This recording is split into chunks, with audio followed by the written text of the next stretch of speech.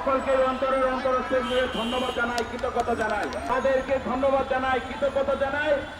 আমরা সবাই হাজার লক্ষ লক্ষ বাংলাদেশের জনগণকে সম্পৃক্ত ঘটিয়েছে। সাংগঠনিক সপ্তাহ ঘোষণা করেছেন, আজকে দ্বিতীয় দিন চলছে। সারা বাংলাদেশে আগামী আরও 5 দিন এই কর্মসূচি অব্যাহত থাকবে। আমাদের যুবদল কেন্দ্রীয় নির্বাহী কমিটির বিভিন্ন পর্যায়ের নেতৃবৃন্দ সারা দেশে জেলা এবং মহানগরে সফর করছেন।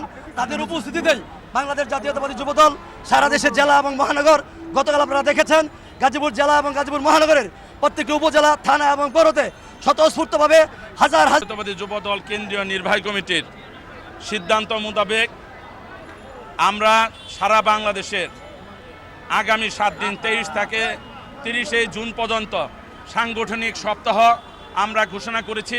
তার আলোকেই সারা বাংলাদেশের প্রত্যেকটা উপজেলায়, প্রত্যেকটা ইউনিটে, প্রত্যেকটা জেলা সদরে আমরা জাতীয়তাবাদী যুবদলের পক্ষ থেকে সাংগঠনিক সপ্তাহ বাস্তবায়নের লক্ষ্যে নেতাকর্মীদের সম্পৃক্ত করে আমাদের প্রিয় নেতা বিএনপির সম্মানিত চেয়ারম্যান, গণপ্রজাতন্ত্রী বাংলাদেশ সরকারের মাননীয় প্রধানমন্ত্রী জনাব তারেক রহমানের যে লক্ষ্য এবং উদ্দেশ্য রাষ্ট্র কাঠামো মেরামতের 31 দফার বাস্তবায়ন, সেটা জাতীয়তাবাদী যুবদল সবসময় সাথে থাকবে, ভ্যানগার্ড হিসেবে থাকবে এবং বাংলাদেশের যে কোনো দুর্যোগ এবং যে কোনো প্রতিকূলতা প্রতিহত করে আমরা আমাদের নেতা জনাব তারেক রহমানের হাতকে শক্তিশালী করব।